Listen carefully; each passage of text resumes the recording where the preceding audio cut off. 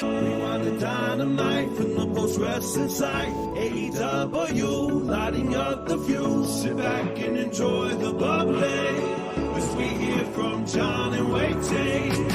Where we're going, we don't need roads. And if the buck stops here, this thing might blow. Everything you hear are opinions of the show. And if you don't like it, go to the forums and let them know.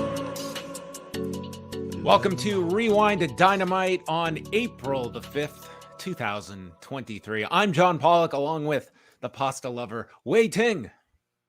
How's it going, John? Hey. It's going great. Going fantastic. Wonderful. Well, that's great. How are you feeling? You recovered, recouped? Yes. I had a minor day off today. I was watching my daughter all day, so we hung out. We went to the park. And then it rained the rest of the day, but nonetheless, we had a good time. So I felt like I got reset today. Good. I'm happy to hear that. Have you started training?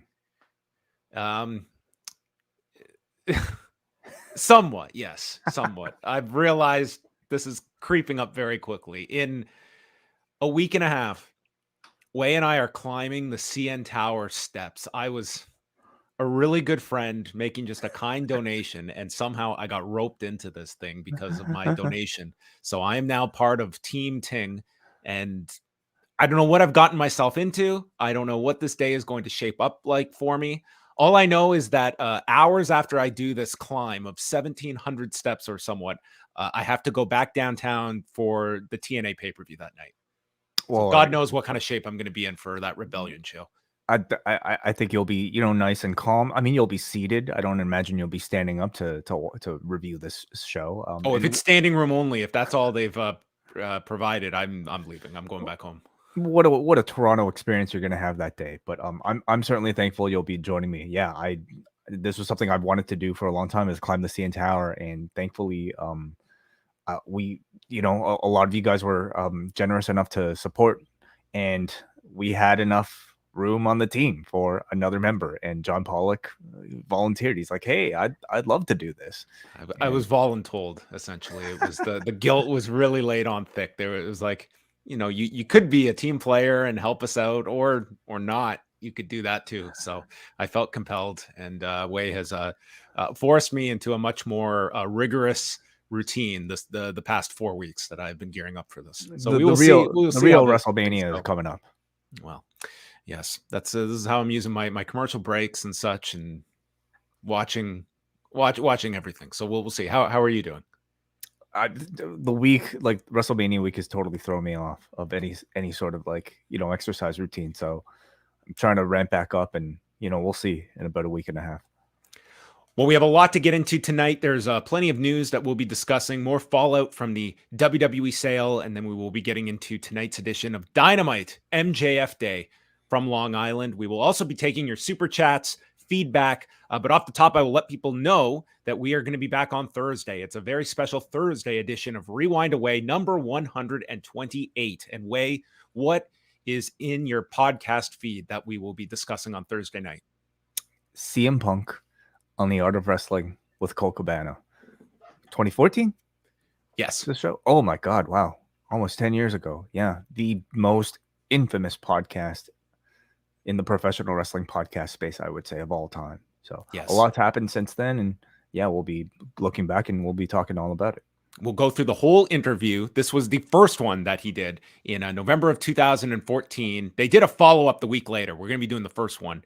We will go through that. We will be looking back at it in the context of today, the lawsuit that came out of this, probably the most famous wrestling podcast interview ever. So that is the selection of David Porges, our Espresso executive producer. And if you too want to throw us a subject matter to cover on Rewind-A-Wai, you can join the Espresso tier where all the fun takes place at postwrestlingcafe.com. So the show will be out Thursday evening for Cafe members. $6 gets you in the door and gets you that, as it will Rewind-A-SmackDown.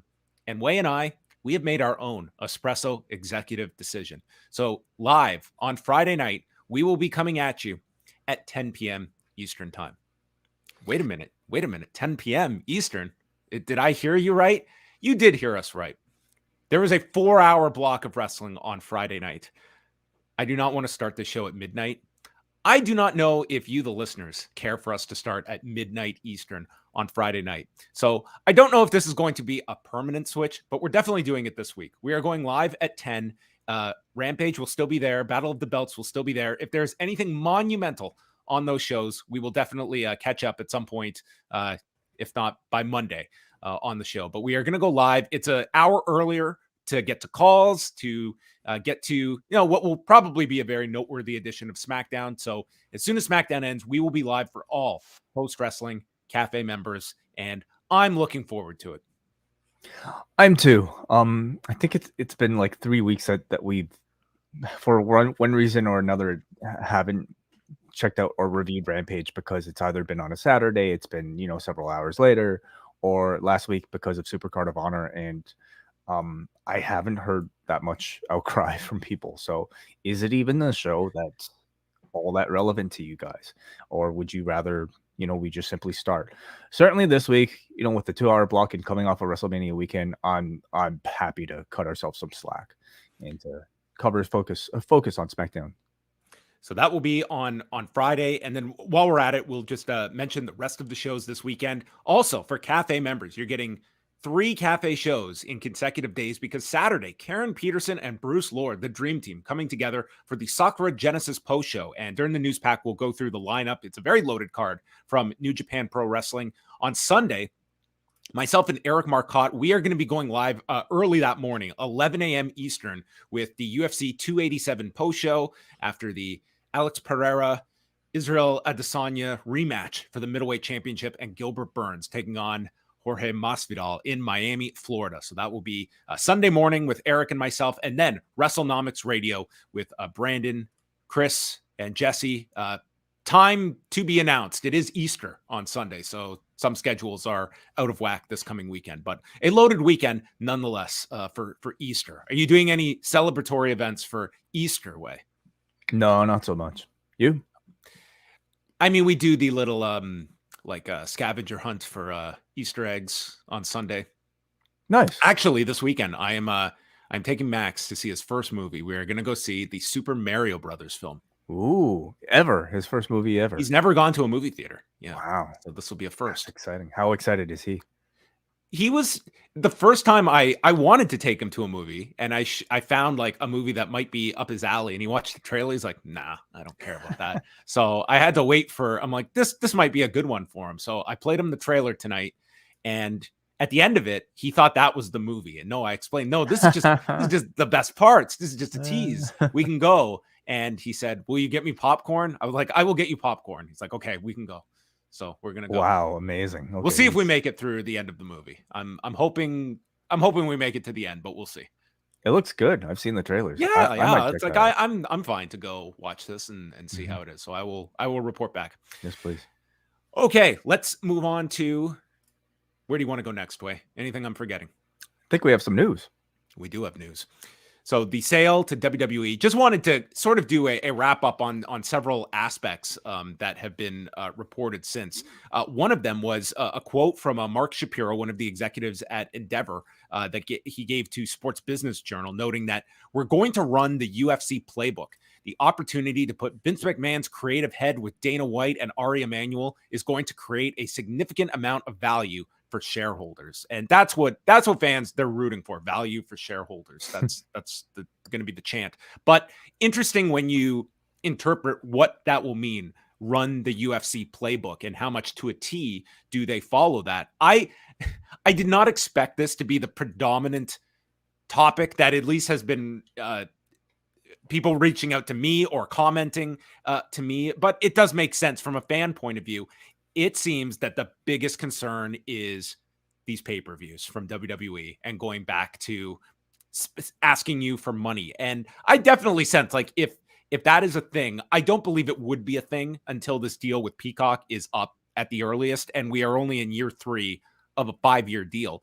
But what is your sense, Wai? Because if you are running from the UFC playbook, that's a big part of Endeavor's business with UFC, is the fact that they had this ESPN Plus deal. And that was the Fight Pass strategy of launching a streaming service, but not putting your pay-per-view content and they launched a month before WWE Network. Those were the two competing visions.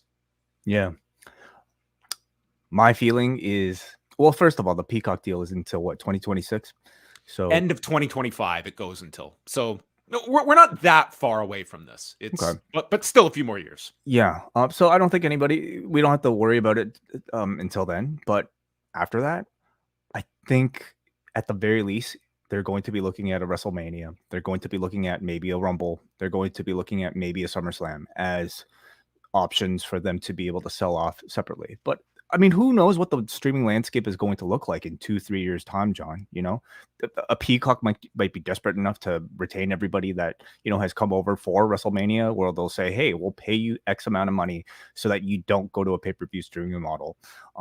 When they say we're going to use the UFC playbook, I mean, I think they just mean we're going to try to make as much money with this as we have made for the UFC. That's value for shareholders. Value for shareholders. That's right. Yeah. But, you know, beyond the pay-per-view structure and the pay-per-view model, what other improvements has Endeavor brought to UFC after their purchase?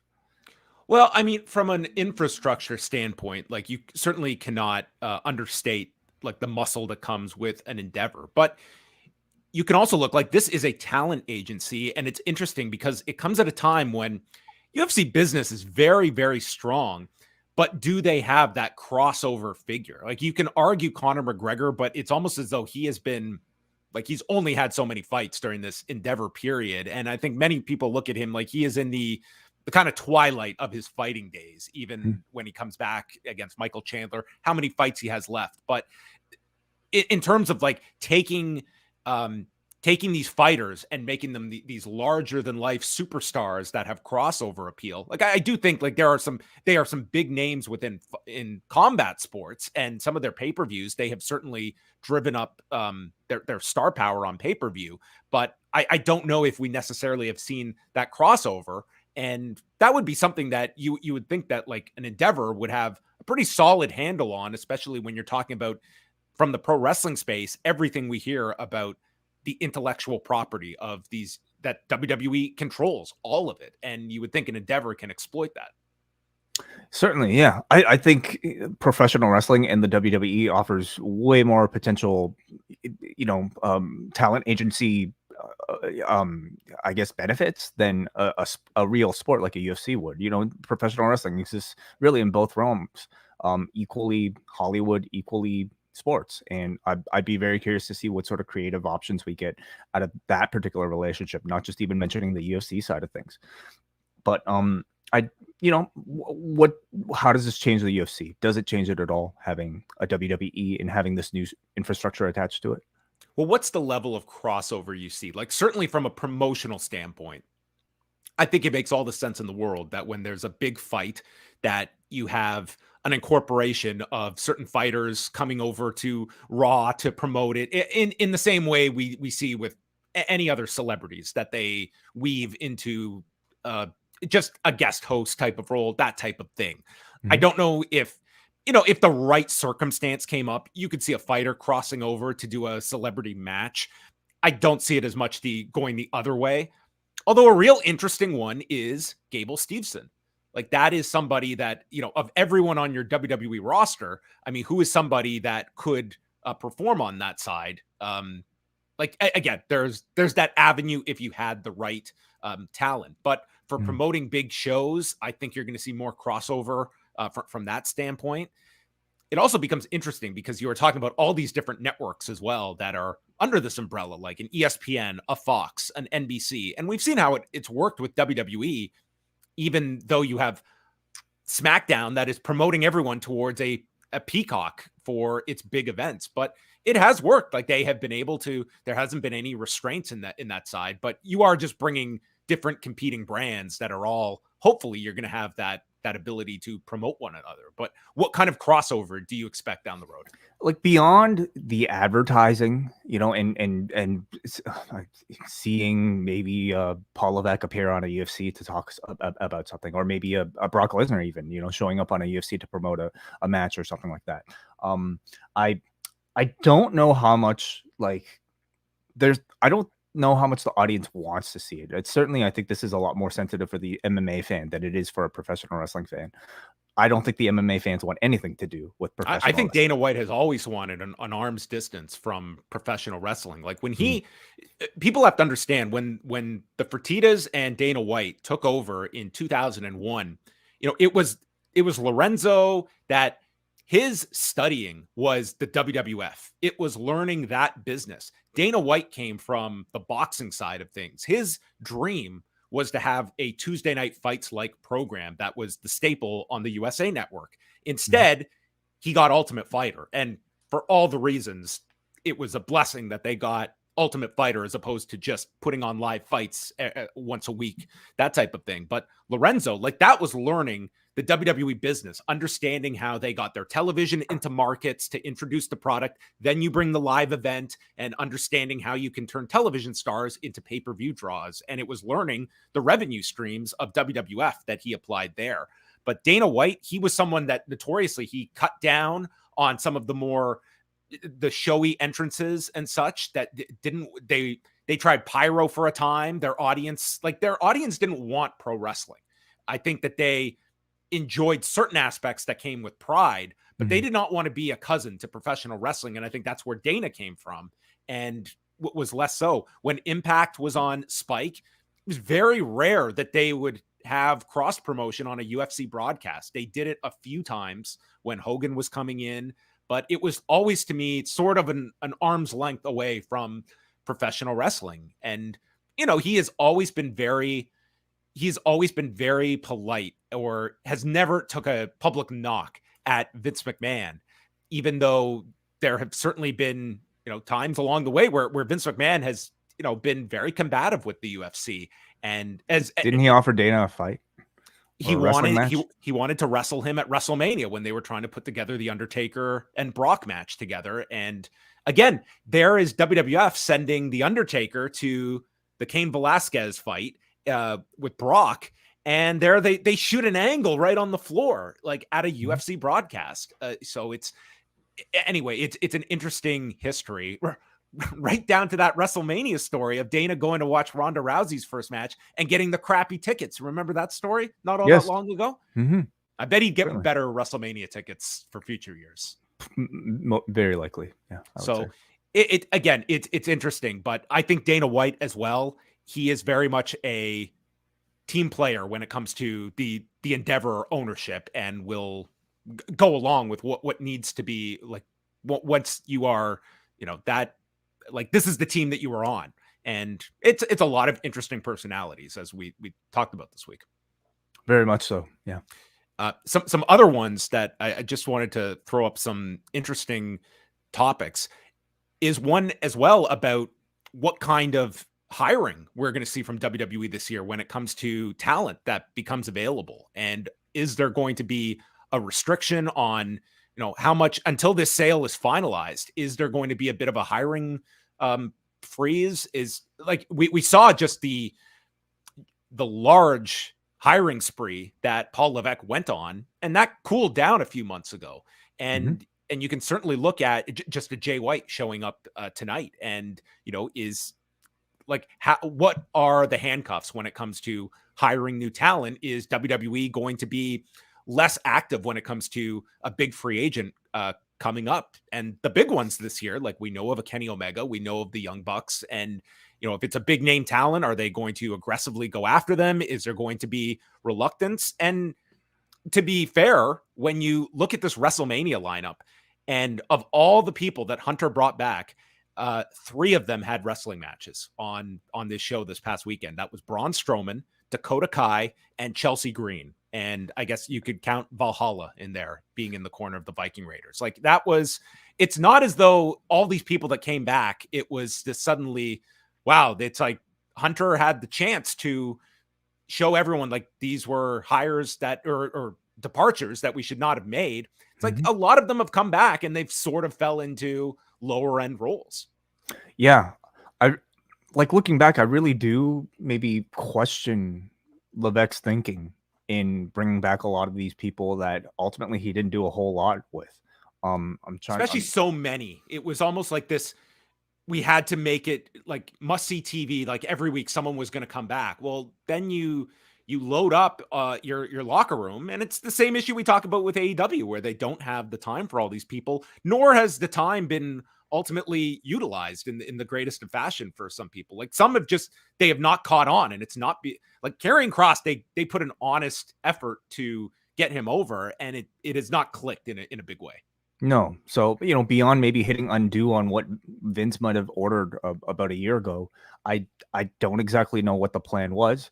And going forward, I certainly don't see this type of hiring spree happening again. In fact, I wonder, well, here's an interesting question. Usually maybe around these periods is when we start to see some cutbacks. And now that the sale talk is over, is there as much incentive for them to be lowering their costs, or is the incentive higher now that they're under new ownership? I think there's absolutely going to be cost cutting, and you would think it's a natural that it could extend to talent.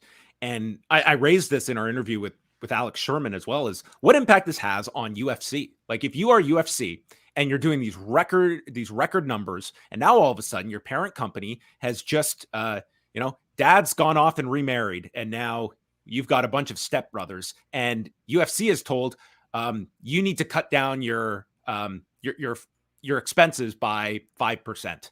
It's like, why are we being penalized for this? It's an interesting, like UFC is sort of just backdoored into this. Like they are probably going, like if there are layoffs, I don't see it just extending to one side. I think it would be across the board of this new company, and you would certainly look at talent. And if it is Vince McMahon that is looking at, it's like, these are people I already cut that were brought back. What is their contribution on television? And if we need to cut 5 to 10%, it's like, certainly you would be naive to not have that concern. And that goes for behind the scenes people. It's unfortunate, but that is the consistency when you see mergers like this occur. And part of it is you are able to take these two companies, merge them together, and then there's going to be one person that can do the job of two, and you're eliminating positions as well. Yeah. So, when it comes to maybe certainly acts that Vince himself has cut previously, I don't know if you'll see too many, returns of like a Chelsea Green or maybe even a Karrion Kross. But look who main evented WrestleMania this year. It was somebody from the opposition in a Cody Rhodes. Look, and that was a Vince hire. And look how exceptional that proved to be. So if you're Kenny Omega, if you're the Bucks, if you're MJF, you're still going to get a really good look, I'm sure. And I'm sure you're still going to get those offers. It's probably the case that it's always been, is that the upper class are going to be unaffected, but it is the middle. I would honestly say even the lower class, which I'm not saying that's a demeaning term, but just in terms of an entry-level deal, when you're talking about these tryouts and NIL deals, I don't think those are going to change. And yes, to your point, I think the upper class names that would be difference makers, they're going to be unaffected. It's that middle tier, and there's a big swath that you could put in that. That is the area that would be the cuts, and ones that you don't see. Do we need somebody? And maybe they could have viewed a Jay White as somebody that would have fit in the middle. And do we need more people in the middle? Yeah. The last thing I'll make, and just listen to a lot of analysis about this deal, and consistently people are bringing up, what is truly the biggest domestic sports rights that are coming up. And that's the NBA, whose deal is up at the end of 2024-25. And they're making approximately $2.7 billion per year on their rights. And you've got Warner Brothers Discovery that has sort of put out the message that we can be fine without the NBA, but many people believe that it would be detrimental to TNT to lose the NBA, and how much posturing is that. But there's an impact here. NBC is believed to very much want to get back into the NBA game and get the rights back. And that needs to be, I think, in the back of our minds as we're looking at this, that if you are TNT or Warner Brothers Discovery, and you want to make as big a bid as possible to keep even a portion of your NBA package, that's going to have consequences as it relates to other programming. Conversely, if you are NBC Universal and you want to make a huge play for the NBA, again, is that going to harness your ability to give a gigantic increase to WWE programming? And on top of that, I've heard several analysts suspect that the NBA package that they would get, you would probably see games on the USA Network, which you suddenly get basketball. It's not necessarily doing the numbers that Raw does, but in terms of advertising that you're going to command for weekly Tuesday night basketball on USA, like that becomes your flagship on USA, even if it's doing lower numbers than Raw. So anyway, these are all hypotheticals at this point, but it's all these different balls in play that we should all be paying close attention to. And when is that? When is that? When is the NBA's at TV the end of at the end of the 2024-25 season? So we still have some time before the NBA deal. But as you're going into these negotiations, all these broadcasters, they know that deal is up, and you don't want to just spend the farm when you know that the NBA is going to be like 2.7 billion, and they're going to want an increase on that. So and you have all the streamers that's the big play to make is for the NBA. So then what's your play if you're a professional wrestling company? Obviously, you probably want to nail down something, as maybe like, do you want to go long term or should you be going for shorter term deals? I would honestly be looking at minimum. I think your broadcasters are going to be wanting the longer length. I would say I don't see any of these deals being under 5 years. I could look at the NFL. Like they signed up for like 10-year deals across the board. So I'm thinking no less than 5. But once you're talking 5+ years at a increase over their last amount, like that's why a lot of these places, it's like, do you just look at buying this thing? Because the amount that you're going to spend, if WWE were to land a 7 or 8 year deal, and maybe that's on the high end, like we're getting into gigantic figures here. And that's what Endeavor is hoping for. Yeah, with these types of negotiators like an Ari Emanuel and Nick Khan, I'm very curious to know what that playbook looks like, how these negotiations are going to go. Not that we'll ever necessarily find out, but clearly, like, they have a few very, very respectable negotiators on their side. Well, and how involved is an Ari Emanuel? Is that just hands off? This is Nick Khan's baby that he's been taking care of, and he's going to spearhead that? Or is Ari Emanuel going to be getting in the mix? Like these are like agents that have been on competing sides in Nick Khan's previous world, and now they're under the same roof.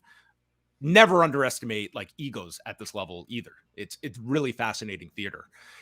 Moving on, PW Insider reporting earlier this week that Charlotte Flair appears to be going on a hiatus for an undetermined period of time. It's actually her birthday today, and she is in Hawaii with Andrade. So we don't know how long this will be, but comes at a time when she had only come back in December after being off since Backlash last year. So it certainly puts more spotlight on this women's division because you're removing one of the top stars. We also don't really know what the status of Bayley is from a cryptic tweet. She was not on Raw Monday night. So it's like you are always stating, Wade, that there are all these names in these divisions, but they are lacking stars in all of these divisions. And if you are not going to Bianca and Rhea Ripley, these are two champions that desperately need opponents. It seems as though they have their stars and they're all building up these championships. Bianca with the Raw belt, Ripley with the SmackDown belt, and Becky with the tag belts. But they're not interweaving for the time being. So it's like those are your 3 stars, and they're like in these separate divisions, and they have no opponents in these divisions that are built up. So that is what the period is for this women's division. And the idea of going to some Charlotte rematch is probably out the window for at least some time. All the maybe discussion around the Charlotte return since January until now has it certainly makes me feel like there's been a lot of like maybe surprises in store. Like from what we gather, she was not supposed to be in this Mania match, and it was supposed to be Ronda who was supposed to be the champion. Charlotte came in and then quickly won the belt off of Ronda. And then Charlotte seemed to be kind of forced into this babyface role that I don't know if she was originally supposed to be in. and then her quick exit afterwards. I mean, there's a lot of weirdness going on that we obviously can only speculate on. But I mean, ultimately, I think her future is still in the WWE. It really is the best place for somebody of her stature, or the amount of money I would assume she's making. So I think she'll be back, when she's ready. And right now it's really, really important for the company to try to build that next star. Ronda's not really doing anything, unfortunately. So who's next in line? And can Paul Levesque proved that he could build somebody new that's not Rhea Ripley? I would say that's been one of the biggest weaknesses of this run, if it continues. I don't know if you want to pull up this photo because it's super graphic, but dude, the Finn Balor head laceration. So we talked about this WrestleMania night, and you were informing me in real time about the fact that they were stapling him during the match. And so I'm watching this match, and you could see the ladder hitting him, and there was a significant amount of blood. And I'm imagining it's like, he got like cut on the forehead. Seeing this wound that he got on the top of his head. Just to warn everybody, because we're talking about it so much, I am going to pull it up. Okay, right. So this is very graphic, so you might not want to watch it. But anyway, some people have better stomachs for this stuff. So he got 14 staples. And I'm not here to say they made the right call, they made the wrong call. It's a very high pressure situation on the big show of the year. But man, I watched this. It's like that wound and the idea that he continued and they stapled him on the spot. It's like, crazy. I don't know, man. I don't know. And I understand that had they waved this match off, yes, your crowd would not understand the severity of the injury and they'd be pissed. And there's part of me that just, you know what? It's a head injury. Like that's a really bad wound. And again, I've seen some awful stuff happen in MMA fights and guys have continued. And sometimes wounds look a lot worse than they are. But when you're stapling a guy and you're in a stadium full of 65,000 people, I don't know. It was like seeing how severe it was. Like it certainly does push it to the edge of, at what point do we consider a match being called off? And I hope we're in an era now where it's at least being tabled, but that is an option as opposed to just, continue to go. And this will lead into a bit of our discussion in this Punk interview of him suffering a concussion in the Royal Rumble in his last match and then continuing and this was also Punk refusing to kind of duck out early and they kind of just put their hands up and were like, okay, keep going. So anyway, I understand the mentality that these wrestlers always want to keep going. And in the world of wrestling, it's you never stop a match, but I think it's at least worth exploring those questions when you see something like this occurring. Yeah. So we've seen them stop matches before due to concussion. Have they stopped matches before due to cuts and excessive blood? There was the period of time, and I remember it was even a Finn Balor Samoa Joe match at TakeOver, like where they were famously like stopping matches when there was blood and you just had to like the time stood still and audiences reacted negatively to it and everyone and the wrestlers did as well. The wrestlers were pissed and I get that. And you have to always go into it with the understanding the wrestlers will be pissed because they always are going to be focused on you get to the finish. And it's just built into the history of I don't blame any wrestler that has that reaction in front of a crowd. It's an unexpected curveball that you have enough on your plate without dealing with this. But like that comes with it. And you need to have sort of the bad guy out there to essentially protect these guys from themselves. I'm sure he didn't do any more damage to himself, you would hope, but it's not as though they just continued this and boom, hit the spear and Edge won. Like they continued. He did a coup de grace off the cage through a table. Like he very well could have been. You can't tell me just on he's not concussed. Like how could you determine that in the moment? I mean, I don't know what sort of checking they did, but this didn't seem to me like it was maybe a cause for. Well, you're right, like a ladder to the head that caused this much damage. Like I'm thinking he took it like it was just like a wound to like the forehead or something, and it's like the top of the head. It's like a wound like that. It's like it was pretty significant. So anyway, I'm like, again, I don't have like a solid answer on what the right call or the wrong call is. I know what the reaction would have been like, but it's like it was a lot more severe than in my head I envisioned that he was dealing with. I sense the company has this sensitivity when it comes to concussions now, like we saw with Danielson that one time where, I mean, WrestleMania is like a different question. Would they, if Finn Balor like did have all the signs of somebody who had a concussion, would they have actively stopped the match? I would think that, like, given their policy and how maybe, careful they are about even showing blood, I would feel like that they would. This maybe they did. Goldberg and Goldberg and Taker was the example in Saudi Arabia that you're right. They did not stop, and that generated this discussion, and that was only a few years ago. That's very true. I guess it was also The Undertaker, and I'm sure and not that you should allow different performers to have, more leeway than the other if policy is policy, but I imagine maybe that was given some consideration. It's a sensitive, weird kind of like area to be able to have these discussions in. I don't sense that much like outcry from the public for like something like this. Like when it comes to cuts, when it comes to people's like heads, and when it comes to necks, I think you certainly do run the risk of turning the audience off. But when it comes to cuts, I don't know if they would feel as much public pressure to do something about it. Let's go into some ratings. Brandon Thurston had an update on the SmackDown number. So in several markets, the show was preempted because of storm coverage. So the actual number was a little bit less. It was 2,373,000 and a 0.66 in the demo. It was still number one among network programs, but a little bit lower than the 2.4 that had originally been out there. Raw on Monday night. This was a gigantic audience for the Raw following WrestleMania. They did 2,264,000 viewers, up 23% from last week, and a 0.76 in the demo, which is up 37% from last week. First on cable. The first hour, which was commercial free, did over 2.4 million viewers and a 0.85 in the demo. Huge numbers. The peak quarter was the second, which was the Cody Rhodes, Roman Reigns in-ring segment that did 2.6 million viewers and 1.2 million in the 18 to 49 demo. So that was tremendous. And while it lowered throughout the show, they did get a spike for that final quarter, which was the tease towards the tag match that all those people tuning in got to watch an 8-minute beatdown instead of the tag match you had been promised for 3 hours. Right. Yeah.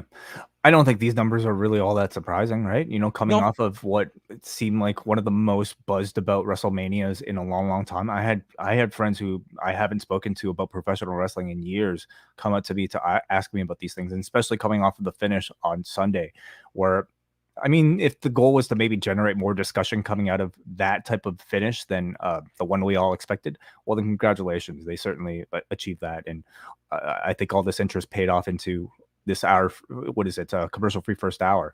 The question is, how will they do next week after the reception to this show on Monday? Yeah, I mean, it was the most watched WrestleMania, as they put out. So you had more eyes on your biggest show of the year than ever. It was their largest audience since the Raw is 30 special back in January. And for 18 to 49, their highest since February 17th of 2020, before the pandemic.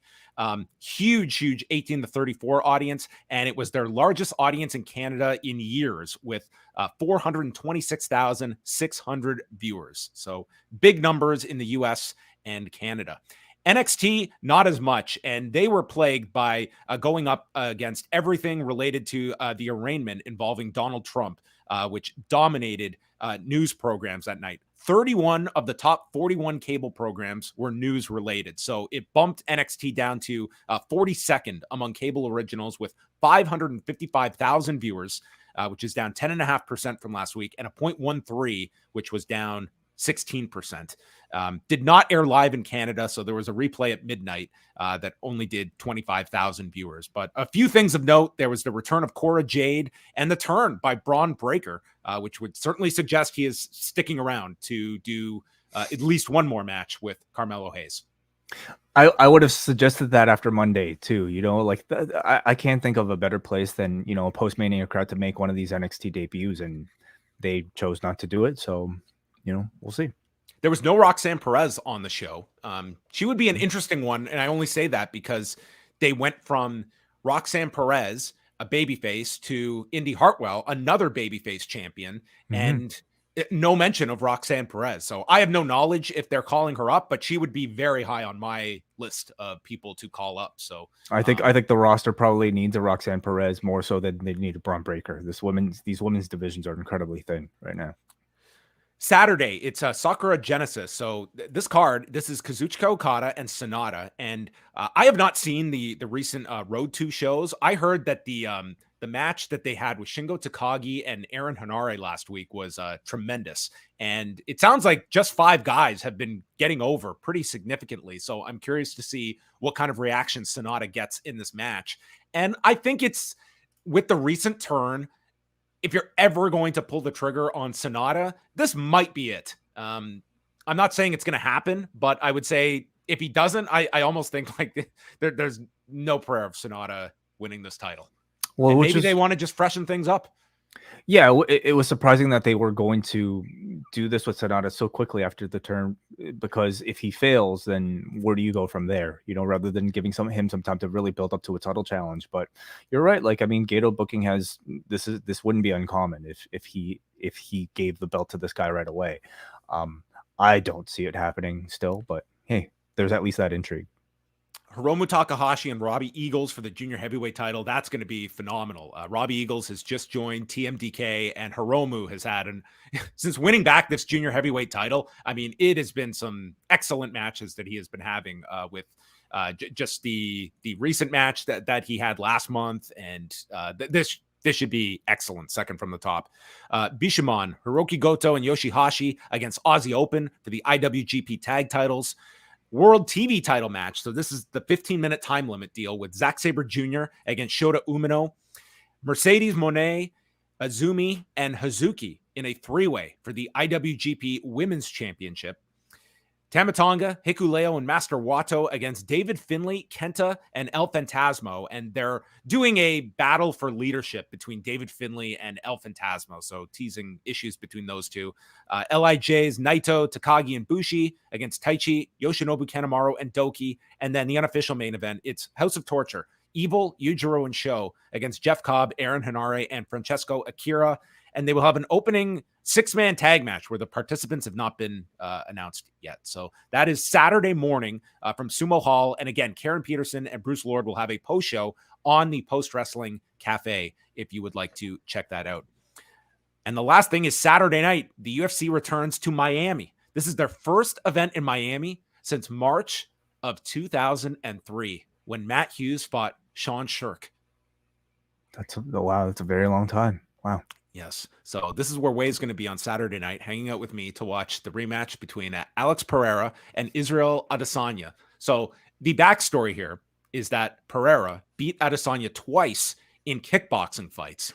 Adesanya comes over to MMA. He rises to the top of the UFC middleweight division, wins the title, and Pereira makes his way over to MMA too. And he's just on the heels of this guy. And he's coming, and he gets the title fight last November. And Adesanya is winning this fight when all of a sudden in the 5th round, he gets stopped by Alex Pereira. So Pereira now owns 3 wins in 2 different combat sports against Adesanya. So guess who the favorite is going into this fight on the betting odds? Somehow it's Israel Adesanya. 0-3 against this guy. Adesanya is the betting favorite. So Pereira, but I mean, if he was winning most of the fight. Well, that's the interesting part. And I'm so fascinated by this fight because Adesanya had moments like he had his big moments, both in their kickboxing fights and certainly in this MMA fight. Like you would say the more well-rounded fighter is Adesanya, but Pereira has incredible striking. And he has just been able to have that patience and did so in the last fight. It wasn't until the 5th round. And Pereira is such an interesting champion because there's many fighters that you would favor against this guy. And a lot of those fighters that Adesanya has beaten, but this guy has, as we talk about Matt Hughes, the last time they were in Miami, like he was at that time the most dominant welterweight, but there was a fighter by the name of Dennis Hallman who was able to beat this guy twice. And it was just like, he just got his number. And it becomes interesting. Like if you're Adesanya, like this could be one of those fights where I mean, he is just absolutely disciplined, and it could be a very, very dull performance because a loss for Adesanya puts him in a very weird spot. I am not as high on as others of this guy moving up in weight. I think middleweight is where he should be, but a loss, I mean, you are not running this one back a third time after 2 losses, and it really puts him in no man's land in the middleweight division. So whenever you see fighters sort of in that position, sometimes they can be very, very cautious just to ensure a victory. But, caution against Pereira, it can be very detrimental in the sense that this guy is very poised. And if you leave that opening, he can find them. He's a very, very precise striker, but has a weakness when it comes to wrestling. And Adesanya, we could certainly see some interesting curveballs, whether it be Adesanya trying to introduce a more wrestling heavy game plan. And what has Pereira learned, knowing that that's such a weakness of his that is going to be a target by not just potentially an Adesanya, but other wrestlers in this middleweight division. So I'm more so interested to see how these guys adjust and not having a big window to do so. They only fought in November. How much of your game are you going to change in that time span? And then the other fight is Jorge Masvidal, who is somewhat against the wall here. He's lost 3 in a row, and he's taking on Gilbert Burns. He is going to be the most popular fighter on this card. It's happening in Miami because of Jorge Masvidal. And it's a weird one because Dana White has already announced Colby Covington is definitely getting the next title fight against Leon Edwards. And Edwards has said, I'm not fighting this guy. He has not earned it. And it would seem like Dana White is so adamant all the time that we don't make fights right after a title fight. It's like we always wait. And they easily could have said in a couple of weeks, Burns and Masvidal are fighting, and maybe there's going to be a title fight at stake. But he's done the opposite, where he's basically said, this is just a fight. There's no title fight at stake for either. But we will see. Dana White has been known to change his mind on certain things. Gilbert Burns, he is, he fought Kamaru Usman 2 years ago for the championship. Since then, he has gone 2-1. He had a really quick fight against Neil Magny back in January. So he is going to be heavily favored in this fight. And Masvidal, in the lead up to this fight, he's even stated if he loses, he might retire. So when you hear a guy stating that out loud in the lead up to a fight, it definitely gives you a cause for pause. He has had a lot of fights. He's 35-16. He's 38 years old. And I mean, he certainly has the power that could find its mark, but I just see too many ways for Gilbert Burns to win this fight that I think he should be a comfortable favorite in this fight. So those are the 2 main fights. And also Raul Rosas Jr., who is 3 years younger than Julia Hart, will be competing on this card. Born in October of 2004. He is 18, won on the Contender Series last September, and then won his first UFC fight back in December. And he is on the pay-per-view main card. And boy, has this drawn a lot of ire from other people that are on the undercard that think it's bullshit that Raul Rosas Jr. is in the main card. So Rosas Jr. comes back today and says, they're just jealous. They should be taking some notes on how to get onto the main card. So this 18-year-old, good stuff. You could certainly question like being here in the UFC at the age of 18. He's taking on a 12-2 fighter in Christian Rodriguez, not exactly a world beater. So they are kind of slow rolling him, but I mean, you're only going to get so many fights like that in the UFC, and it's very tough to develop when you're 18. But so far, so good. He's 7-0 as a pro, but it's more so, how will this guy adapt when he is getting into the deeper waters of the bantamweight division? So anyway, you can come at 6 for the early prelims or 10 o'clock for the pay-per-view, whatever you'd like. Maybe Vince will be there. Maybe I'll show up Friday night. We'll watch Rampage and Battle of the Belts and stay.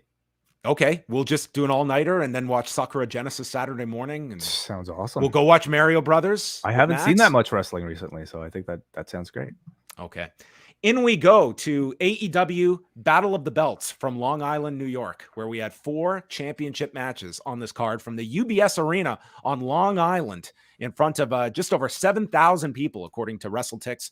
We start things off with Ricky Starks and Juice Robinson, or would we? Because then we hear Jay White's music play. Juice runs down and he is followed by Jay White, and they double team Starks. Excalibur calls White the hottest free agent in pro wrestling, and he lays out Ricky Starks with the Blade Runner, and the announcement is made that Jay White is all elite, and this was a rare time when a promoted match on AEW was not delivered upon, but you got this instead.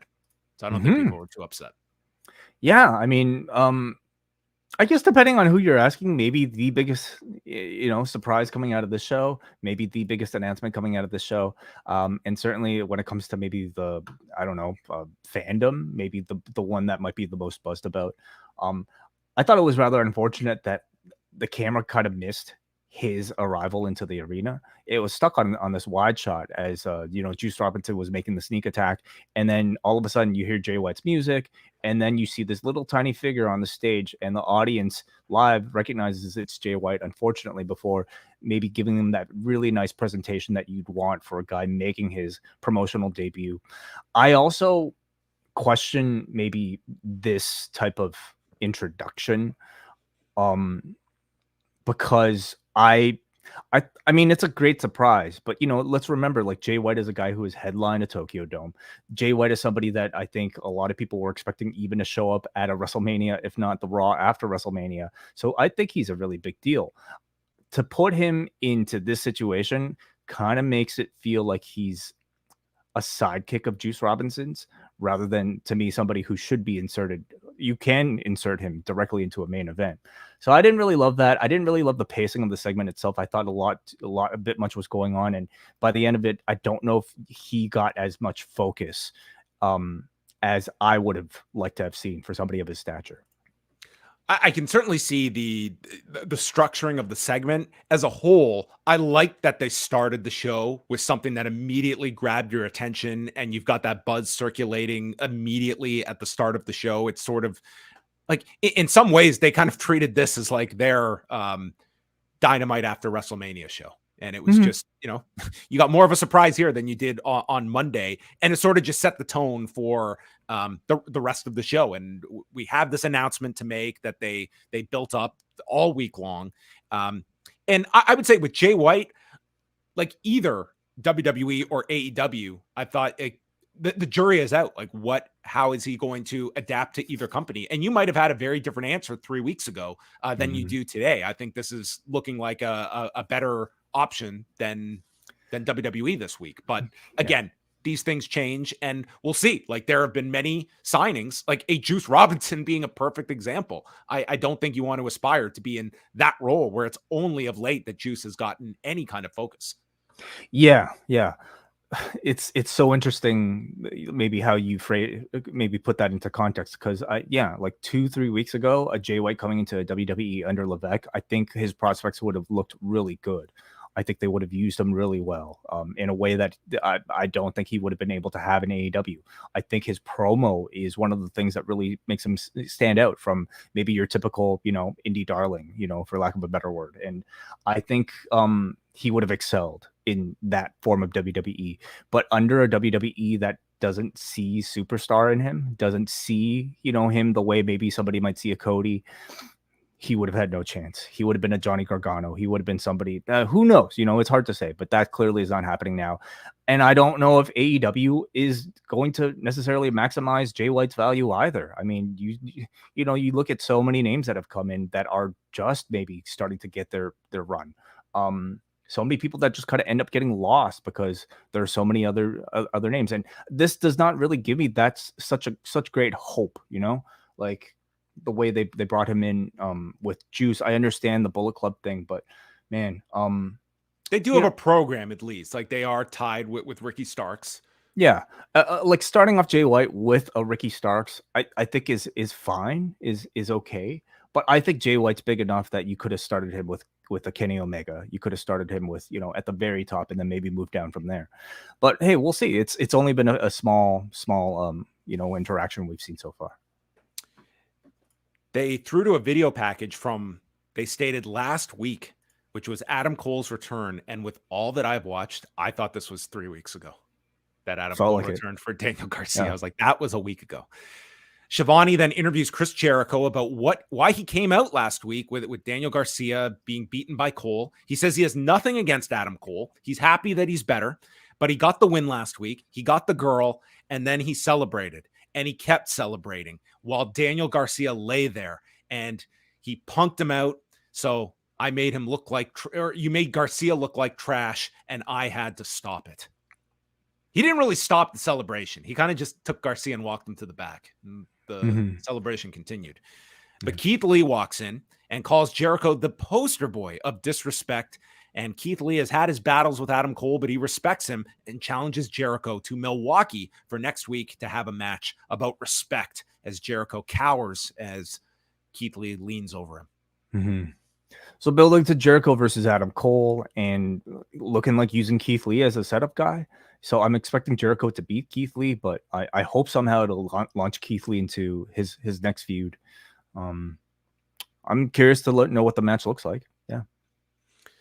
House of Black against Orange Cassidy and the Best Friends for the Trios Championships, with the Best Friends and Cassidy getting dropped off by Trent's mom, Sue, in the minivan. Yeah, I know. They're in Long Island. I believe Trent is from Long Island, so got a big pop convenient here. Cassidy tossed his sunglasses at Buddy Matthews, and then Buddy drills him into the corner with the snake eyes as they work over Cassidy. Eventually, the Best Friends, they're in. They lift up Cassidy for the somersault dive onto House of Black on the floor. LFI is shown watching in the audience.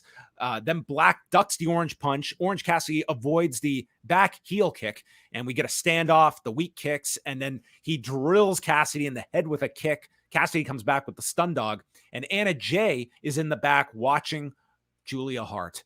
And Trent hits a pile driver to Black, a pile driver to Buddy, but he can't lift Brody King. The crowd is really hot. And then after an orange punch, Trent hits the pile driver to Brody King. Everyone goes nuts, but Black breaks up the cover. Excalibur notes that All Access is coming up, and last week over 1 million people joined us for All Access, which is kind of creative math when you're adding up both airings of the show. But nonetheless, will they announce next week's rating, you think? I think they'll just have a cumulative number. Oh, like if anybody 250,000 watch it, it'd be like almost 1.5 million people have watched All Access. Yeah. I mean, they're not like technically lying. Yeah. End comes when Matthews catches Taylor with the curb stomp in 11 minutes and 37 seconds. A pretty nice match. And this crowd was, I would say, especially for the first hour through the MJF bit, like this was a pretty hot crowd. Yeah, I thought so. Yeah, Long Island. I mean, New York crowds, I think you can always expect something really, really strong in terms of reaction. And they came down after the MJF segment. I think that was sort of the like their come down for that Guevara Komander. I just felt like it was like nice match, but it was like the audience. It was almost like MJF has come, and that was like their pick me up. But you had Trent, Long Islander here, and he, I thought, looked really good in this match. I think Cassidy continues to feel really, really strong. But this was really just a way to get House of Black another win as they continue to really rack it up, for this trios division.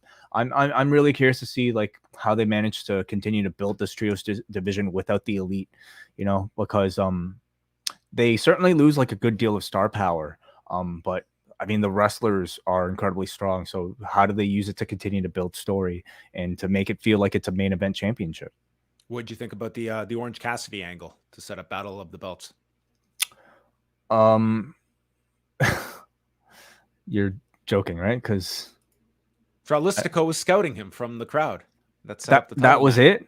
Yeah. So this, unfortunately, I totally missed the rundown for Battle of the Belt. So I'm not even sure. It's Orange Cassidy against Tralistico for the international title on Friday night. Oh, and built off of them setting in the crowd, right? Okay. Yeah. About what I expect for Battle of the Belt. We can start at midnight if you'd like. No, I'm okay. Christian Cage is alive. He Luchasaurus comes back from the upside down, and he's alive too. That's our update. Yeah, so Cage is back after being buried alive. Yeah, that's a 4-week injury. Yeah. You ever been buried alive? No, I have not. No. I was hoping they'd have like in Kill Bill, where she's buried and she's got to learn the the punch through the wood. Yeah. So Luchasaurus looked like he had the same mask. You know, he's been in seemingly some like legal trouble from the people that designed the mask, and seems like the mask stayed the same, but it was kind of dark, so we can't really tell. Maybe there's some alteration. We'll see. But there is your pairing, the dinosaur and Christian. Jamie Hayter against Riho for the AEW Women's Championship. This is a very good match. You know, a lot of it just Jamie Hayter selling for Riho, and Riho gets hit with a Uranagi onto the edge of the apron. They go through the break. Riho with a release German and Snapdragon before she's caught with a Ushigoroshi and sliding D. Then Hayter goes for the Tower of London. Maybe this was an unofficial welcome to Nigel McGuinness into the company. And it's blocked, and Riho hits a top rope Rana, and this crazy double knees running to her in the corner. But Hayter gets her foot on the rope, and then Riho ducks the ripcord, and Hayter lands with the short arm, gets a near fall, and then hits Haterade in 12:07 to retain the title and shakes Riho's hand at the end of the match. But I thought a very good match.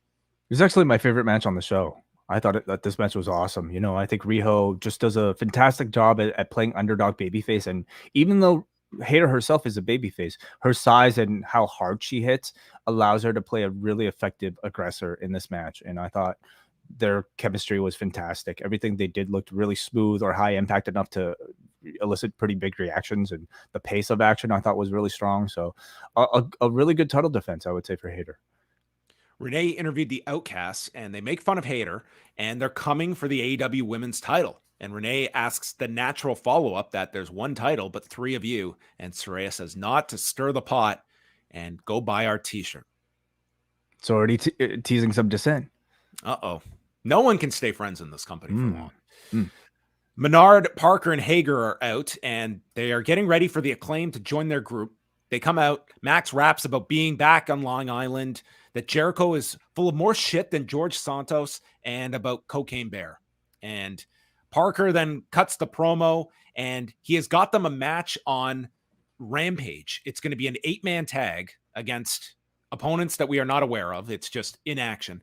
And they are going to welcome them to the Jericho Appreciation Acclaimed Society. And they go to scissor, but Billy stops Parker and says only pros can scissor. So him and Bowen scissored to end the segment, and we never got our answer. I thought the Acclaimed actually gave their answer in the rap. Like, it was like Max saying we won't join Jericho because such and such, you know, because what did he say? Okay. Well, because we did get our answer, but they're teaming up on Friday. I mean, he's giving the answer, but 2.0 are refusing to listen to it, you know, doing that sort of thing. Yeah. Okay. Yeah, I mean, it's okay, you know, like it's comedy. It's what you would expect out of 2.0. It's what you would expect out of the Acclaimed. It's okay, you know. Hardly like I think the heat grabbing thing that it's like, hey, we need to get the Acclaimed on TV every week. That's what this is. Yeah, it's a lot of comedy, like, and that's what you want out of the Acclaim. But I also think, like, for people that were as over as they were, and former tag team champions, like, I want something with a bit more substance, and maybe this will lead to that, but it hasn't hit that yet. It's MJF Day, legit, because in Oyster Bay they gave him the key to the city on Tuesday, and this was MJF putting over the title as the pinnacle of the industry, and you cannot beat a Long Islander. And it was great that they filmed this and that they played it on television. It made this guy feel like the conquering hero coming back home. And the little did we know was like the most. Oh, it was amazing. Like almost like generic, like baby face type of like hometown hero type of speeches you could get. And it's odd to see MJF do it, but I also imagine, I mean, maybe there's some genuine, you know, kind of sentiment in there, but it also felt like it was kind of smarmy and like a guy that's not being. He was playing Nick Bockwinkel here. Yeah. So then we are introduced to Mike Rogers and his great band, and there's a band on the stage, and MJF enters as they are playing in his dinner debonair attire. And MJF proceeds to sing Pennies from Heaven. I cannot tell you how great this man was for the next 10 minutes on television. This was just this guy not literally a one-man band, but this segment pretty much was, because this guy was just, he's out there, he's singing this song, and it's in front of Long Island. Like, dude, he could have come out here and sang terribly and they would have loved him. But he's actually like a great singer. And this crowd, they're singing along. He's having the time of his life here. And he gets into the ring where town supervisor Joseph Saladino has been standing this whole time. And this guy, I don't know what this guy's relationship is to these Long Islanders, but they did not care for this dude. They booed him out of the building. And MJF is even trying to calm them down. And this guy is just auditioning for to become MJF's manager, because he is just getting totally into promo mode here. This was unbelievable. Taz even said this guy wants to be a heel manager. So the crowd were chanting lower taxes, which was great. Is that the town supervisor? Like, that sounds like, doesn't it sound like the equivalent to maybe the mayor? I don't know if there's a mayor of Oyster Bay, but it seems like he might be the highest. It doesn't sound like a high ranking title, but I imagine it is if he has this kind of recognition in his. I'm going to hear from so many people just by this. I'm so curious too. So please alert me. MJF encourages a "You deserve it" clap clap clap chant. He buries Jungle Boy, Sammy Guevara, and Darby, who are all booed vociferously by this crowd, and that Jungle Boy is only going to be known as a guy with a girl with a wandering eye and a tiny penis. MJF says that I have a story from my childhood, and it's not lore, and it's not a villain origin story. He explains that he has ADD, and the crowd starts chanting ADD. He says, yeah, let's clap it up for ADD. Who's got it? We get our first ever ADD chant that I am aware of at a pro wrestling event.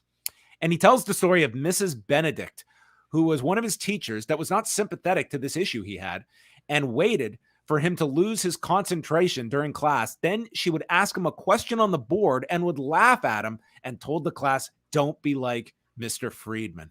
So on the last day of school, she asked Maxwell where his brain goes during class, and he said to pro wrestling, because one day I want to be the world champion. And Mrs. Benedict told him that the chances of that happening are slim and none. Well, Mrs. Benedict, looks like your math was a bit off. So he instructs the audience, don't be like Mrs. Benedict. And by that, I mean, don't be a stupid bitch. And then he has a message for all of the kids in Long Island, but not anywhere else, not any of the other poors. If you bust your ass, you can be anything you want to be, except one thing, me. And then they all sing along with his catchphrase. I mean, this guy was just the ultimate babyface here to this audience. And in Long Island, they just go all in with him in this role. And I just couldn't help but watch this and wonder if, like, he's a phenomenal heel, but he's a phenomenal babyface too. And had you gone that direction with him, I just wonder if it's just it's a different vibe to this show, that I just see this guy as being like, you would have this reaction from every crowd. Potentially. I think he's still a better heel, and I think the bigger money matchups are with him as a heel versus all these other people. Someday I think you're going to get that full on MJF babyface performance, but it's still keeping all the edge of MJF, but doing it in a babyface manner, which is what this was. Yeah, and he will have time, like, in his career, to actually be that. Until then, I feel like what we've seen of him being a babyface so far is something that is very, it kind of like it's almost a parody of a babyface. Anytime we've seen him actually, like, certainly the run up to the Moxley match was him doing every babyface cliche, the 10 punches in the corner, that type of thing. And these crowds were eating it up because we either really want to see him as a babyface, or we're just kind of lemmings and we'll just cheer for any time somebody starts counting his punches. And I think this Long Island stuff is very similar. He knows, like, he's in his home territory, and he knows that no matter what he does, he's going to get cheered. And that includes coming out and saying like a 5-minute song. Like, this, how long was this thing? He sang the whole damn thing. It's almost as if, like, Tony says, like, you could do whatever you want, and he did whatever he wanted. And it was very entertaining in just seeing the atmosphere for it. But it was also kind of bizarre, which is I think what you got last time he sang with the Dinner Debonair. So yeah, they achieved that. What were the odds in your mind of MJF being given the key to his city and having the day named after him in his hometown? When you watch the promo a couple of months back when he was in a car with a woman going down on him, and then after the crash, switching places with her. Oh, the odds? Yeah, that a local politician would be endorsing this man in a wrestling ring and giving him the key to the city. Right. Maybe still decently high, because I don't know who else from Oyster Bay is getting any keys from to the city these days. You know, they probably have a lot of those in the drawer, and or not a key to a car. Yeah, probably not. No. He goes up the stage to the band and he asks about an encore when a masked figure bashes the cymbals behind him, and MJF gets pissed, and it turns out it's Jungle Boy, who was put in the role of babyface that is despised by this crowd, and they are livid that Jungle Boy is wrecking MJF Day. And so he attacks him, they boo, MJF reverses and gets on top, they cheer, they go back and forth. I mean, Jungle Boy was just like thrown out here for dead. And then Sammy Guevara walks out as the two are being separated, and he holds up the AEW title. And this crowd, all they wanted was MJF, and they hated Jungle Boy and pretty much hated Sammy Guevara too. Yeah, anybody who was opposed to MJF, absolutely. But you know, they've established something here with MJF in his hometown where you could be CM Punk and you can get booed and still get cheered. And it has no real repercussion for the overall, story. So, I mean, yeah, it was fine. It's like they've turned Long Island into Bizarro Land. It's their bizarro world that here's one night where our most hated villain is our biggest hero, and the people you usually see as the heroes, it's the opposite for them. And it's sort of like this. That's exactly what it is. It's like everything is flipped upside down for one night, and that's the attraction here.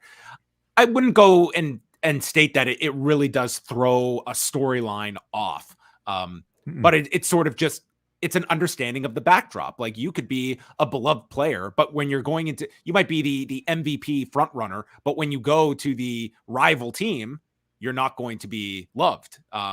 So, and I think it's fun how they experiment with this. Punk being the obvious example when they did that the last time. So it's Sammy Guevara and Komander, and they really put over the Komander match with Vikingo from Supercard. And they did some impressive stuff here, but I did sense like the crowd coming down during this match from the first hour and the big MJF segment. It's sort of as though they realized we got our MJF segment, and now it's the come down in this match. But Komander did a lot of his rope walk offense, including one into a shooting star, then all the way across the ring and leaps into a flying knee strike from Guevara. Jungle Boy is in the back watching. They boo him, and Komander does a springboard, twisting in midair to a poison Rana onto Guevara, then does the rope walk into a twisting cross body on the floor, which they shot zoomed out, and he got an unbelievable height on this dive to the floor. From there, it's a springboard into a Phoenix splash onto the Guevara, and then lands on the knees with a shooting star. The GTH gets countered, and then Darby is shown in the rafters, and both men are on turnbuckles. They meet in the middle, where Guevara catches him with a cutter, followed by the GTH to win in 8 minutes and 14 seconds. And they put over Guevara's recent wins as he is building up his candidacy for an AEW title shot. Another impressive showcase for Komander, some spectacular dives. I feel like there might be a little too much pausing between these dives, and I understand the dives are incredibly difficult. I certainly wouldn't want somebody to rush them. And I also know that sort of pausing might be more acceptable in Lucha Libre, for instance, but for me, it does seem pretty noticeable, maybe in an AEW product where I don't think you get that much maybe anticipation. But they're spectacular dives. Yeah. I thought that the match was a very impressive stuff, especially from Komander. But I did feel like it did leave a little just from like, it did feel like this was a come down for the crowd. And I just didn't think they necessarily got into all the big offense, but I did think it was a very impressive showing. Shivani interviews Guevara, and he takes the microphone away and says he did something that the world champion doesn't do, and that's wrestle. What's that shit I was just watching? American Idol? And the crowd instantly heals on him. And he brings up his match with MJF from 2021, stating, "It wasn't you that beat me. Sean Spears beat me because he nailed me with a chair. And if we're the pillars, your side was not built. It was built by the people you tricked to help you." And he goes over how he's almost jealous of what MJF has done, but I would hate myself if I rose up the way you did. You were Cody's friend. You were Tony's friend. You were in the inner circle. You were with the firm. And along the way, you sold your soul. And for Guevara, he is not using AEW as a stepping stone to go anywhere else. I met my wife here. I've headlined pay-per-views here. MJF, you're just a rich bitch from shitty Long Island. And now this crowd, like they're somewhat like listening to this very babyface speech. And then they're like, oh, to hell with this guy. And says MJF's trying to tear this place down with his bidding war. I am your heavyweight world champion. So this is very interesting because this was like the ultimate babyface promo from Guevara in a city you knew it was not going to be accepted as such. So at the end, it was just getting in a dig at Long Island. So an interesting promo segment. I thought, like, honestly, one of Guevara's better promos. Yeah. I don't know if we've heard Sammy like speak like this, like in a genuine sort of like I don't know, comedic sort of like dickish, asshole-ish manner too often in AEW. And this felt like it was almost like a Sammy speaking from the heart. And I thought he sounded really good. It's really interesting, maybe thinking about the psychology of like him doing something like this, because I think he could cut this sort of promo really anywhere and still be perceived as a heel. But they chose to have him do it tonight, where he was going to get booed even more. Maybe none of it really matters, because like he's a heel no matter where he is, especially in Long Island, but anywhere else. But I'm glad that they're giving him time to speak. He's probably, other than MJF, the strongest promo of the four, and it's not enough to just give a guy wins when they're challenging for a title. So I'm glad that they're giving him mic time to boost his profile a bit. Hook and Ethan Page for the FTW title. Matt Hardy and Isaiah Cassidy are out there, and pretty much the story of this is that Page is a great heel here, and he's taunting Matt Hardy by doing the setup for the twist of fate, but then Hook is able to counter it, and he ends up hitting his own twist of fate. So then Page and Hardy have this tug of war over the FTW title, and Hardy nails Ethan with the belt, leading to Red Rum, and Page goes out in 2 minutes when the arm is limp. And then Hardy and Cassidy smile as they leave, and then Hook fist bumps them. So I guess the story here is that while Ethan Page thought that Matt Hardy was helping to train Stokely, he's been secretly training Hook and taught him the twist of fate. And Hook leaves with Cassidy and Matt Hardy, and Taz can't believe this. He's been he's not been caught up to speed on this whole thing with Hook. So I guess Matt Hardy is I don't know if he's still under contract. His contract's still being held above him, but he's working against the firm. Maybe Hook bought out the contract using his dad's money. Maybe, yeah. Maybe. So does that mean Hook owns the contract now? Yeah. Matt Hardy just goes from owner to owner? Yeah, I think that's how that works. Short match, not a whole lot to say, and we're getting a rematch on Friday. Yeah. Yeah, it's all right. It's cool. It's cool to see Hook in Long Island. I just haven't liked anything involving, this Matt Hardy, Ethan Page stuff. Do you? What do you think of it? Oh, it's it's short. It's do you like it though? No, like no, it or not really. like it? Not really. I'm not really invested in any of this program. Stokely's been entertaining in his role. I liked what they did with Hook and Stokely a few weeks ago. So that was maybe the high point of this. Yeah. Yeah. I'll be interested to see how they explain it. I like Ethan Page. I think he's a great performer that has sort of just not found that calling here in AEW. That he's a really good personality. A Hook pairing with Matt Hardy and Isaiah Cassidy is just, in terms of personality, I don't know how they fit together at all, but okay. Yeah, let's see how that goes. Nigel McGuinness, who earlier in the day was announced as being signed by AEW, is with Tony Khan. And Tony Khan's big announcement is that back in 2018, Cody Rhodes, the Young Bucks, and Kenny Omega launched All In. So coming up on Sunday, August 27th, it is going to be AEW All In, and it is going to take place at Wembley Stadium in London, England. Tickets on sale May the 5th, their first UK show. And unlike some of the other locations they have gone to for the first time, they are going to a gigantic venue. This is their most ambitious show ever that they are running. 90,000? That is what it can hold up to. I don't know what the configuration will be like, but yes, this destroys like. What did they announce for SummerSlam 92? What's the real number is like it's like 78, 79. I don't know the exact what's WWE's number, like 90 something. I don't know what they announced for that show. Okay. Anyway, yeah, huge. Like, is this worthy of the huge announcement tease?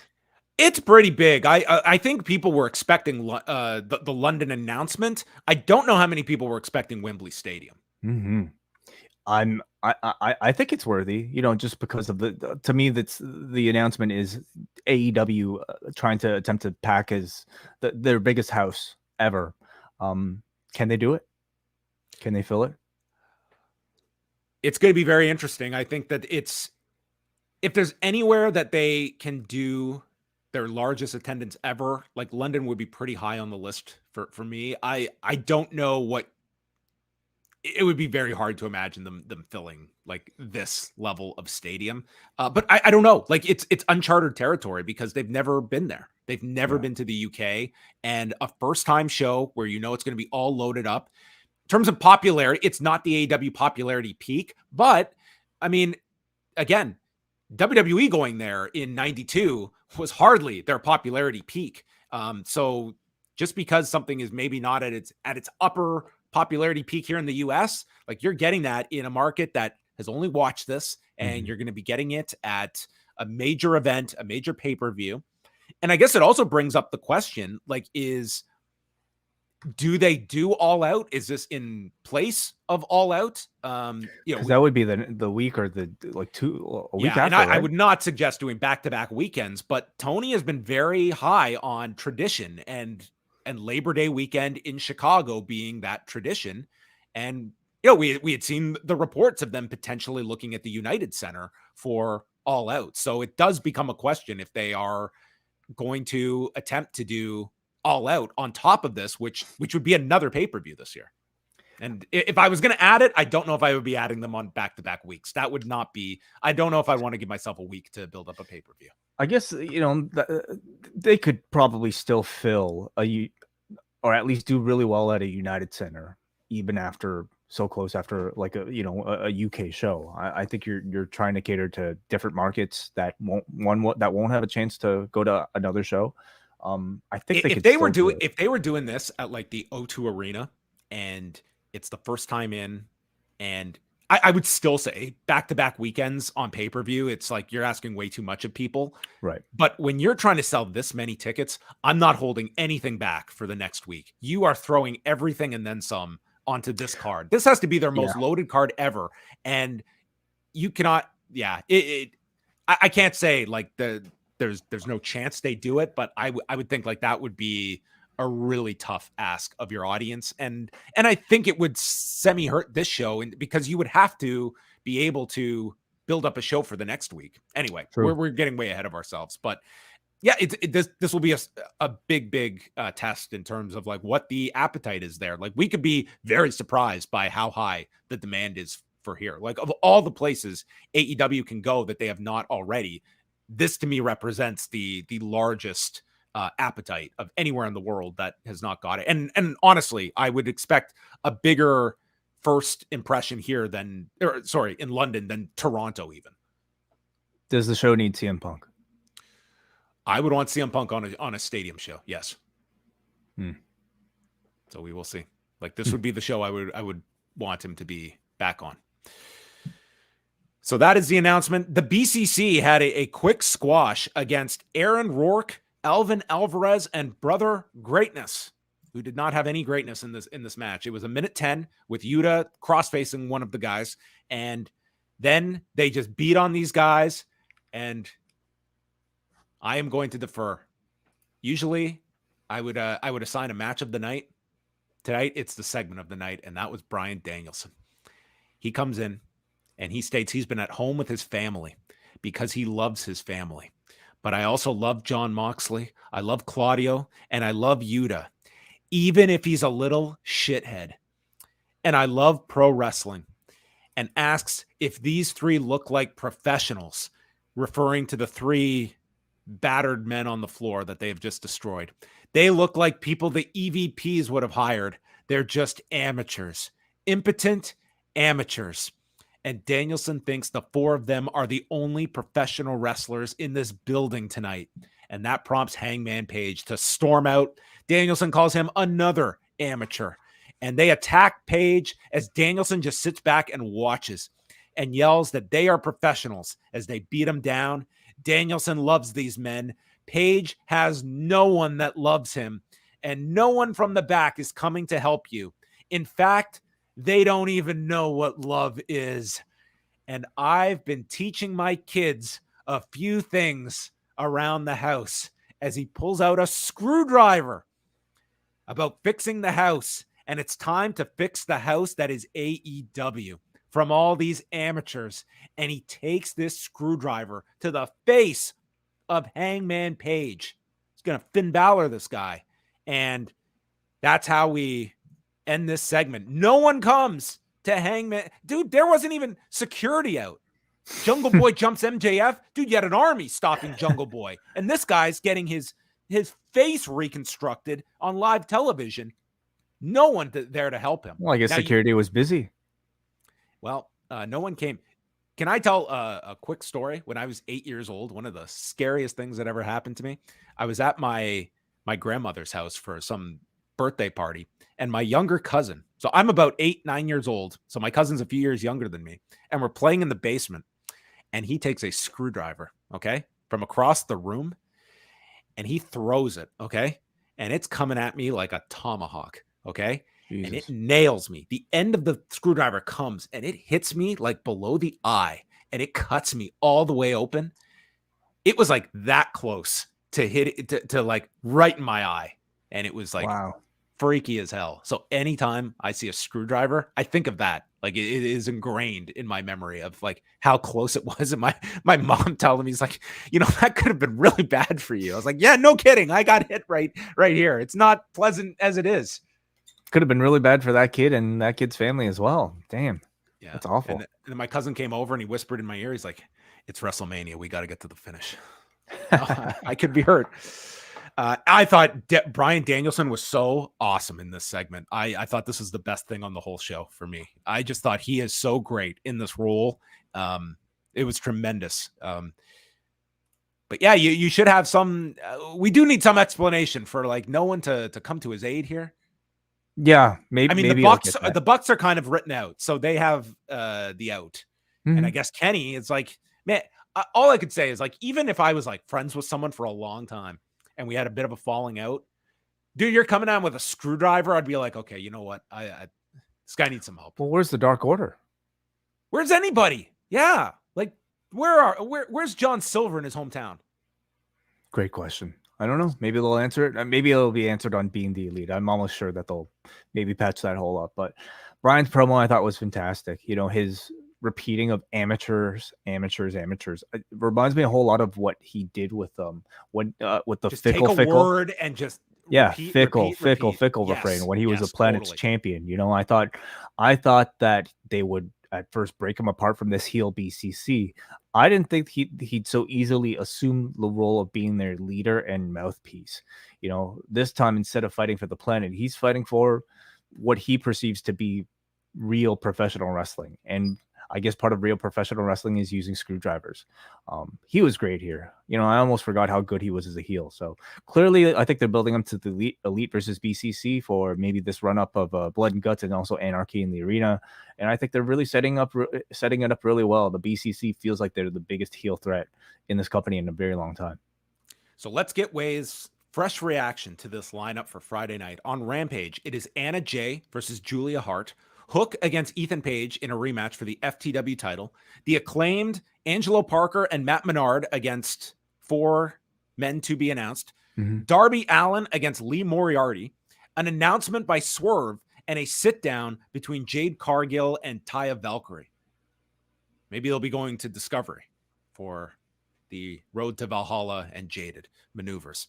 Then, the next hour, it's Battle of the Belts 6, where it will be Orange Cassidy against Dralistico for the international title, Jade against Billy Starks, 18-year-old Billy Starks, for the TBS title, and then the Lucha Brothers defending the ROH tag titles against Powerhouse Hobbs and QT Marshall. All right.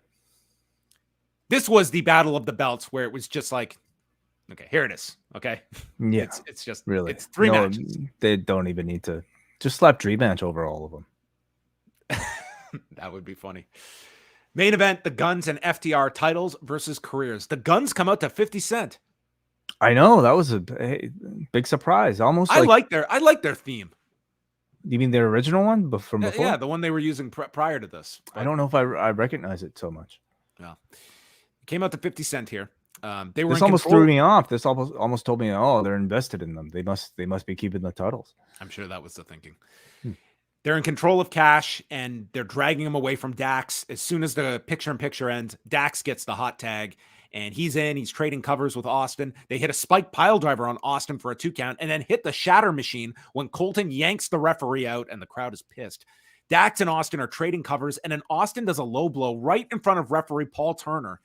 And then Paul Turner goes for the DQ, but Cash stops him from calling for the DQ. So they're trying to explain that like their careers are at stake. So I'm thinking, if they had won by DQ, they still have to retire? Yeah, I didn't really understand that part either. Okay. Yeah, it'd be like that. That doesn't seem like a logical, fair ruling. They win by DQ and must retire. Well, did they say if you don't win the titles, they'll have to retire? They must. Well, I guess, but it was like that's a pretty silly rule to have for the referee to have to make. So anyway, there's the 310 to Yuma on Cash. Colton then slides in the title. Turner grabs the belt and turns his back, so the other belt is sent in. And Dax does this jump off the top for this diving headbutt, and this was not a good belt shot. And it leads to a near fall. Dax gets the shoulder up, but the audience was red hot for this near fall. Dax avoids the 310 to Yuma, and Cash leaps off the top turnbuckle for a sunset onto Colton, while Dax does the same to Austin, pinning him in 13:57 as FTR win the belts, save their careers, and for the second week in a row, we get a confetti celebration. They must have gotten a rate. And Mark Briscoe also comes out to celebrate with FTR, which I wish they had like 20 more seconds to have that moment of Mark Briscoe in the ring with him, because if you might have missed it. It was so short, and it was just like from the floor camera angle that you see him going into the ring. But I mean, they run these right till the end, and then we have to get out of there. So yeah. I thought it was a good match. The crowd was into it a lot, and I think that elevated it. But I didn't think that this for such a huge stipulation and some of the matches FTR has had, I didn't think it reached some of their higher levels that they have done on television. And but this crowd, like I said, they dipped a bit in the second hour. They were right back into it for this match. So I mean, they were into it.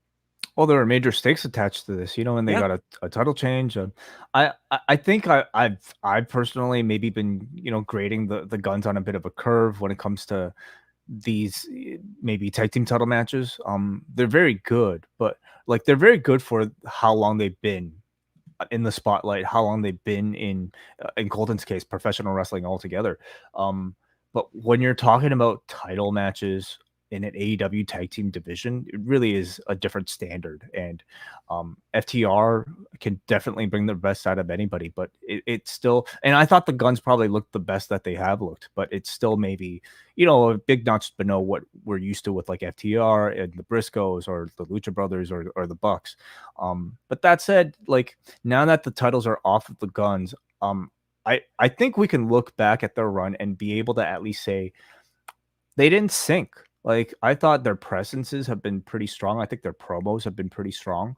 The in-ring quality has been acceptable even though it's not, to the standard of the teams I mentioned. But now that the titles are off of them, I hope this gives them an opportunity to really, really develop. I think they definitely got a huge boost with this small run.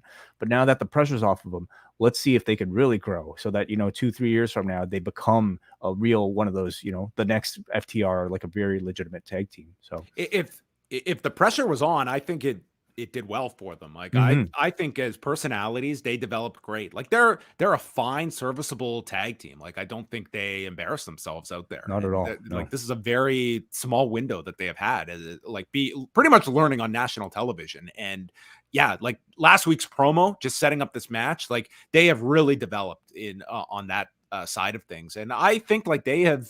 Like, I like these guys. I think that they are, they're still a work in progress, but they should be this young in their career. Like, starting from where they were a year ago, when I think they were still very much a bit of a joke team, like they've certainly, I would say, earned a lot of people's respect, for what they've been able to do. But yeah, so FTR is staying in AEW, I think. They're staying away. They're staying. Okay.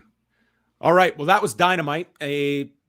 An entertaining show. I think that they had a lot of stuff on the show. You had 4 title matches, your announcement, a debut. You had a pretty great crowd. And I really think between the performances of MJF and Bryan Danielson, I thought that those were kind of the standouts on the show. It was more so the non-wrestling for me that were the biggest highlights of this show. Yeah, I think Long Island shows are proving to be a pretty special occasion. Anytime you have MJF, of course, in a big role, but also just for the atmosphere of the crowd. Anytime you're in New York, I think it's a pretty special occasion. And I thought this match or this show certainly provided it. You had more announcements coming out of this one than certainly Monday. Far better show than what you had on Monday. Did it have like as many hot matches as maybe like some of the bigger Dynamites this year? Maybe not. But I thought Riho versus Jamie Hayter was really good. And you got a big title change in the main event. Let's go to your super chats and feedback. Yeah, let's go to some super chats here. Thank you so much to Termenzer, who sent $20. Thank you so much. That's a huge super chat. He says, I don't have the opportunity to contribute often. Thanks for what you guys do. Great Dynamite tonight. Oh, well, thank you very much. We appreciate the support. Thank you so much, Termenzer. Appreciate it. We go to Steve Thomas, who sends £5 to say, I cannot wait for All In. I also cannot believe it is in Wembley. This is massively ambitious. They will do well to sell 40,000 tickets, let alone 80,000. If they sell 40 like that, that's a win. You know what I mean? It's like if they do that amount and maybe that's like the goal. And who knows? Again, this is uncharted territory, and maybe that's a realistic number to throw 40 at. And we've also had shows that have just blown us away with what the demand has been. Like go back to that Double or Nothing 2019 in Las Vegas and what the ticket queue was like of what they could have sold. Like they could have filled a stadium with the demand for that show. Now, I'm not saying they're necessarily at that level, but this is the first time in their market. And maybe the demand is going to be gigantic for a first time AEW show. And they're not just coming for Dynamite. Like it's not just a big pay-per-view. It is their biggest show that they have ever run, that they can credibly promote as their biggest pay-per-view ever. Let's go up next to Richard Lee, who says, after this, I want to buy the Big Band MJF album. Yeah, they're putting together quite the iTunes selections to put up of MJF. I guess so. Yeah. Are they on iTunes, or you mean Apple? They should Music? release these as like singles on iTunes. Sure. Like wrestling fans would buy this song. I thought it was great. Very well done. The scatting, everything. Yeah. Cool. Let's go to forum.postwrestling.com. We start off with Saeed from Vancouver. Glad to see Jay White in AEW, especially after all that talk that he could go to WWE. That MJF segment was definitely something. Who knew he can sing? I don't know what he means by something. It was it technically was something. Sammy was really fun with another really fun match. The choice of cutting that promo on Long Island, of all places, was an interesting choice, to say the least. Interested to see where this goes from here. Totally thought FTR would lose and go to ROH, but so happy to see them get the win. And thanks us for our coverage over Mania week. Well, thank you, Saeed. Thank you, Saeed. Let's go to Super Chat that was just sent in here. This one from Matt, who says, thank you for the support, Matt. He says, what's a main event match you think could sell a ton of tickets for All In? Omega against Punk. That would probably be the biggest possible match they could make with two people that are currently under contract. Yeah. At All In, the show we started. So if you don't have Punk, I mean, then you're looking at, I mean, your available options. Will Ospreay versus Kenny Omega. Yeah, that's certainly, if you, yeah, that would be something very, maybe very a big. rubber match. That's possible. And that's assuming they do one at Forbidden Door. You know, a UK guy, Will Ospreay headlining a Wembley Stadium is pretty big. Yeah, you know what? As I almost wonder, yeah, you could do the rubber match, or you could save it. I mean, you have several big shows coming up. Yeah, that would be a great match that you could do for that market. Who else can we think about? What are some other names you think could at least, you know, be in the role of a headlining bout?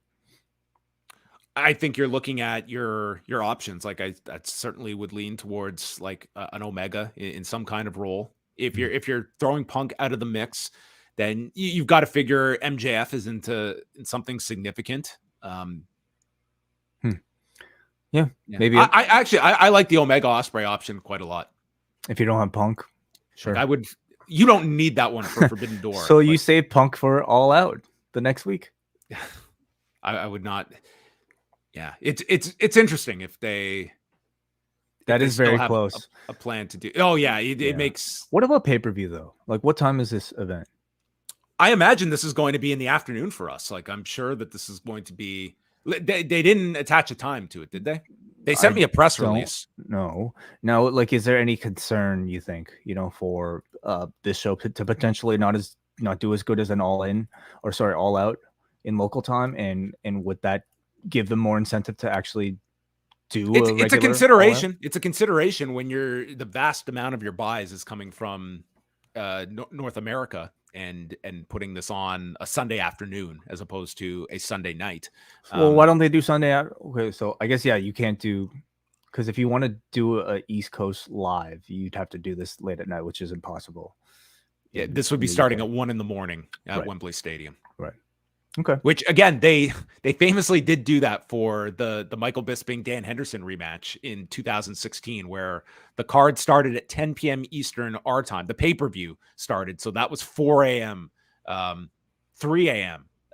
Local time in England. Okay, let's go up next to. Thank you so much, Matt Hahn, for that. Let's go up next to. I believe this is Jomo, who says, another amazing trios match. I feel like this was Chuck's first Dynamite match in a long time. I like that they showed LFI to remind you of the division besides the Elite. My favorite division in wrestling right now. I love how Jericho is never afraid to look scared or foolish. He sold Keith Lee amazingly. Sammy sounded great in his promo. He can come off as honest but still entitled, and he leaned into the heel reaction really well here. I think he's heated up enough from that the four-way feels earned. I'd rather see that than any iteration of a singles match at this point. Riho matches always get over. That corner cover and foot on the rope was awesome. Jamie feels like she can't lose right now. Her and Mercedes at Forbidden Door is my vote. Where was Dark Order for Hangman? I don't know. Maybe we will get that answer. Mark writes, I don't believe AEW was booking a show as a reaction to the last 72 hours, but man, everything about that show felt like AEW and Tony Khan was trying to make a statement. Debuting Jay White, FTR going over and essentially saying they're sticking around, and the insanity of the all-in announcement of Wembley Stadium. For the last while, plenty of people have been talking about AEW needing a Mania-type event that stands out from their other shows. All In, given the history of the show, definitely feels like that could be it. I definitely feel parallels to WWF in 1992. Just like in 92, the prospect of getting 80K to a stadium in North America was low for WWF. AEW is betting on the entire UK and beyond to come out in full force. And who knows, maybe they'll pull it off. Also interested to see how WB will be involved, as they made sure to mention it was a celebration of their 100th year as well. Yeah, that was included in the Adam Cole bit as well. So a tie-in there as well. Yeah, I mean, going to London, I mean, it's like you are going to get a lot of people traveling from around Europe for that show. So it's going to be a very interesting day when the tickets go on sale, which is in about a month from now. How would you celebrate the 100-year anniversary of Warner Brothers with a wrestling match, like with a wrestling event? You put your domestic television contract on a poll, and if they secure it, they get a 2x increase. Interesting. Okay. Let's go to Brian from New Jersey, who says this was a good week as any for AEW to deliver a hot show, with Raw being as dull and troubled as it was, and I thought Dynamite hit it out of the park. Very good trios title and women's title matches, a lot of strong promos and getting the table for new/returning acts, be it Jay White joining Juice Robinson, Bryan Danielson's new attitude, or Christian Cage returning from hell with a possibly evolved Luchasaurus. Good drama to the main event. Glad to know the top guys are sticking around. Muggin writes, it's a bold choice to take All into Wembley Stadium, and it should be a real test of AEW's appeal across the pond. Does that mean All Out is off the calendar? And for MJF got to play hometown hero. Jamie Hayter versus Riho was damn good, and the outcome of FTR and the Guns was never in doubt, and Jay White had a stunning debut. The trios tag match was dope. Go up next to Matt from Peterborough, UK, currently in Costa Rica. In time to so awake to appreciate the huge UK news. Huge announcement for the Wembley show, literally with it holding 80K. Massive bet by AEW, but assume many European-based fans will make the trip for it. Hopefully it'll have a Mania weekend feel, with other promotions holding shows that weekend being just an hour train journey from London. I really hope so. I'll definitely try to drum up interest in my somewhat interest wrestling fans to attend. Jay White in AEW is really cool, but I do hope he gets the chance to move on from the Switchblade character. A WWE move promised that, so maybe AEW could deliver it. Excursion Jay White's wrestling style interested me so much more. Managed to catch a Rev Pro show not long before his New Japan debut, so hopefully he could tap back into that. Otherwise, he may get lost in the shuffle of great talent. All right, and our last word goes to Cody from Maine. That show was a blast. The Wembley news is genuinely exciting. If the feeling was that their Canadian debut in Toronto might have been able to do well at the Rogers Centre, one has to think this show will do tremendous business. If you haven't talked about it already, if you had to guess, what would the main event look like? Well, we did throw out our ideas, but let's see what yours are. Presuming MJF is still champion, is there a scenario where they could heat up someone like Pac enough for that title shot? Or do they avoid the home country approach like SummerSlam 92? I don't know about MJF and Pac in the main event slot for that. But I would certainly see MJF being champion going into this show. Maybe, yeah. I think it's a decent bet. And you know what? Like, as long as you have a good enough looking card, it doesn't necessarily demand MJF to be the sole person to draw the house, so to speak. We're also going to know, like, months before the first match is announced, like what the demand is for this show. Like, it's, yes, the card will maybe sell tickets during that last month or so, last 6 weeks, but like tickets go on sale in a month, and like that's how these things work. It's like you get the big surge at the beginning, and then hopefully you get a big surge at the end. Though a lot of AEW shows, it's the beginning part that is their biggest impact. But like if they sell 40,000 tickets on that first 24 hours, it's like you're in pretty good shape as it is. Yeah.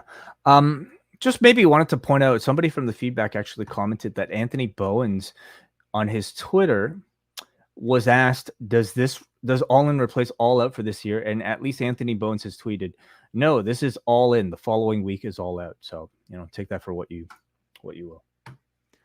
All right. Well, thanks everyone for your feedback and for tuning in tonight to Rewind-A-Dynamite. We're back on Thursday for Post Wrestling Cafe members with our review of The Art of Wrestling from November of 2014, featuring CM Punk on the show. We will be diving into that entire interview. $6 to sign up. It gives you access to all of our bonus shows, and we've got 3 coming up over the next 3 days for you. And as well, you can subscribe at video.postwrestling.com to get video versions of all of our cafe content.